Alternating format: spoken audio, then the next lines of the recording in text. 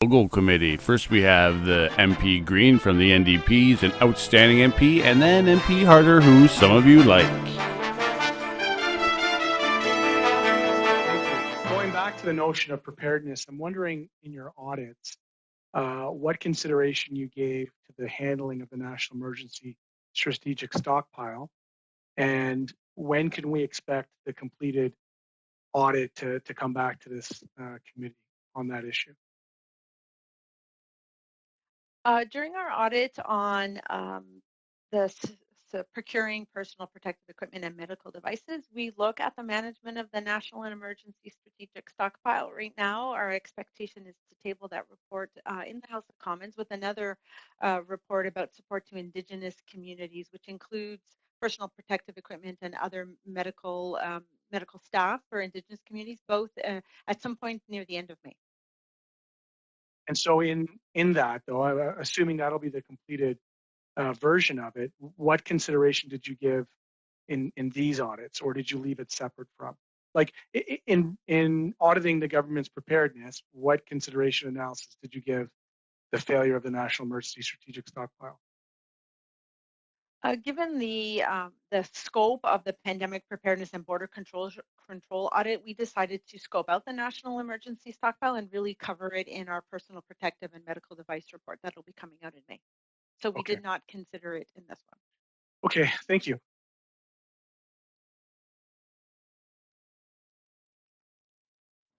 Mr. Green, you still have another minute. That's all good.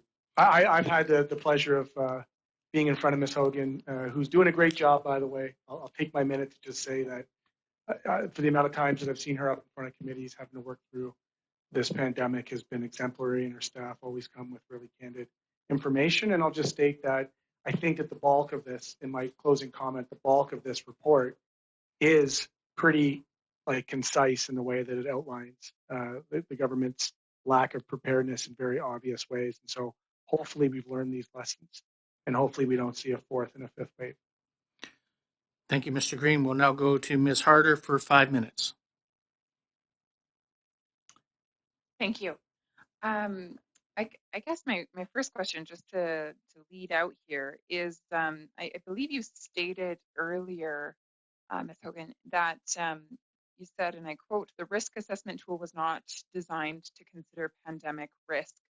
And in your report, you outlined the fact that there were daily reports that were granted, but there wasn't a risk assessment that was given. So the risk assessment tool was not designed to consider pandemic risk. That's correct? So that's correct. I just want to clarify that the daily reports came out of the Global Public Health Information Intelligence Network, and the risk assessments are something separate. So the risk assessments did not consider a forward-looking information, so they weren't designed to consider a pandemic. They were really designed to consider, once the virus is here, how might it spread within Canada, but not whether or not the virus might come to Canada, and then what might it do, how might it spread across the country. So it's that forward-looking nature that was missing. So is there something designed to assess the risk coming to Canada? Yes, I believe the World Health Organization actually has a recommended tool to use for sort of pandemic preparedness and pandemic type forecasting. And it's that tool that wasn't used. The one that was used by the agency was at a point in time, not with a forward-looking assessment. So it does exist. Well, when it comes to the pandemic, when it comes to the virus being in Canada and how we respond to it, you acknowledge in your report that since 2009, the H1N1 pandemic, the Public Health Agency of Canada further developed plans to guide a response to the pandemic. In your estimation, were those plans followed? Was our pandemic plan followed? As I mentioned earlier in responding to another question, I believe on January 15th, the federal, provincial, territorial response plan was sort of kicked in, I guess, which informed the response. Now that plan had not ever been tested. And a testing of a plan is really important in order to identify gaps and weaknesses, to overcome obstacles, and we might consider it a bit of a tabletop thing that no one really thinks is important to do, but it really is important in order to help you be better prepared. Okay, So it was that plan that inadequate work guided was the response. done. Inadequate work was done then. I mean, you outlined in your report that it was something that had been shelved, that it needed to be regularly be updated, that all of the plans that were put in place needed to be tested, that they needed to be looked at frequently, and that wasn't done. You go on to say that there were, daily reports that were issued, but that no alert was given. You talk about how although the agency prepared rapid risk assessments, these did not consider the pandemic risk of this emerging infectious disease or its potential impact, which is information necessary to guide decision makers on the public health measures needed to control the spread of the virus. Why weren't these things done? I mean, they're a part of the plan. They're a part of, the things that were discussed in 2019 in our response to H1N1. Why didn't it happen here? Whose orders were those that this information was neglected?